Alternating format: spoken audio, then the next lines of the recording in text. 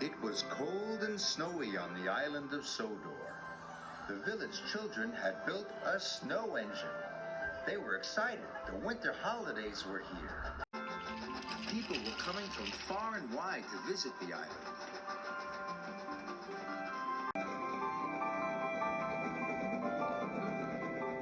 This year, there was even more snow than usual. It covered the island and blocked the roads.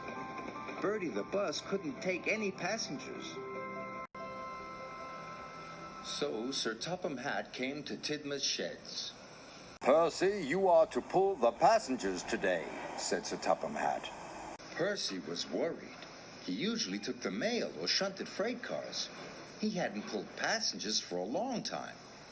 "Gordon will show you what to do," said Sir Topham Hatt, and he left. "I'm an express engine," huffed Gordon. "I shouldn't be slowed down by a small engine like Percy."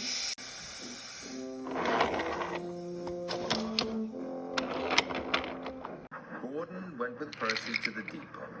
But when Percy backed up to collect his coaches, he bumped them very hard. "No, no, no. You need to puff smoothly," Gordon huffed impatiently. "Watch me. You'll soon learn how to pull passengers." Gordon backed smoothly up to his coaches and buffered up to them gently. "Very smooth," said the yard manager. "The best buffering I've ever seen." Gordon was so proud he thought his boiler would burst. Maybe teaching Percy will be fun, Gordon said to himself. Then he'll see I'm the biggest and the best. Gordon pulled into Knapford Station. He rolled smoothly to a stop. "Perfect," Gordon chuffed. Then Percy pulled into the station. "Look at all those passengers," he gasped. He blew his whistle. "And we've lots of steam." "You're doing it all wrong," huffed Gordon. "Don't wheesh until your passengers are on board. Watch me." Gordon waited. When all the passengers were on board, he wheeshed some steam. Gordon was very proud. He liked showing Percy that he was the best. Gordon was having lots of fun. But Percy wasn't. Percy was fed up. Gordon and Percy puffed across the island.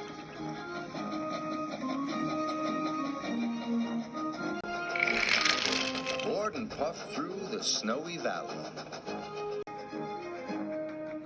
Percy puffed under the icy bridge.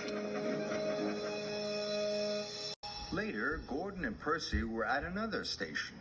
Their passengers were all on board. Percy wheezed some steam. "You're learning a little bit," groaned Gordon, "but you're still not doing it right. Watch me." Gordon wheezed some steam and pulled out of the station. "Big blue show-off," puffed Percy. But Gordon wasn't listening. He was already puffing through the countryside. "I'm so clever," Gordon shouted. "There must be someone else I can show." And there was. "Watch me," Gordon chuffed as he raced past James. "I puff nice and smoothly." Then he raced past Toby. "Watch me! I'm the fastest and the best." Gordon puffed into the station. He was very excited. There were lots of people he could show off to. "Watch how smoothly I can go!" Gordon was so busy showing off, he didn't see how icy the track was. Gordon slid right through the station and into a siding. Everyone watched as he puffed into a big pile of snow.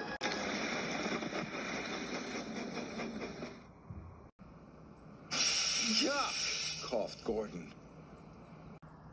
Luckily, no one was hurt.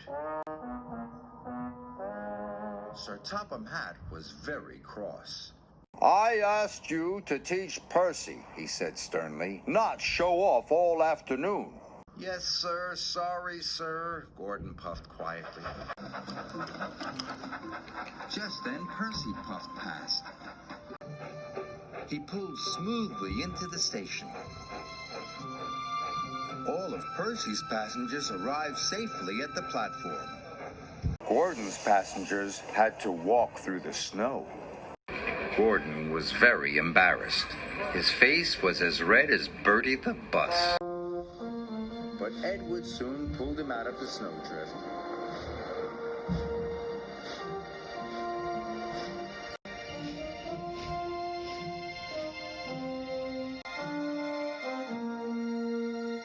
Later that evening, it was time to go home. The passengers were all aboard Gordon and Percy. Gordon wanted to show Percy how smoothly he could puff. But then he remembered sliding into the snowdrift. Gordon didn't want to look silly again. Percy, you go first, Gordon puffed. Show me how smoothly you can go. So Percy pulled smoothly out of the station, and Gordon followed him.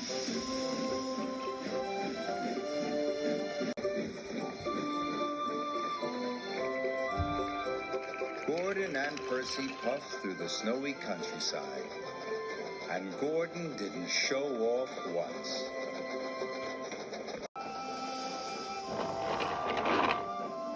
At last, Gordon and Percy arrived at Tidmouth's sheds. "Did you see how smoothly I puffed?" asked Percy. "Yes," said Gordon. "You have learned very well." Percy was proud. "But then again," Gordon added, "I am a very good teacher."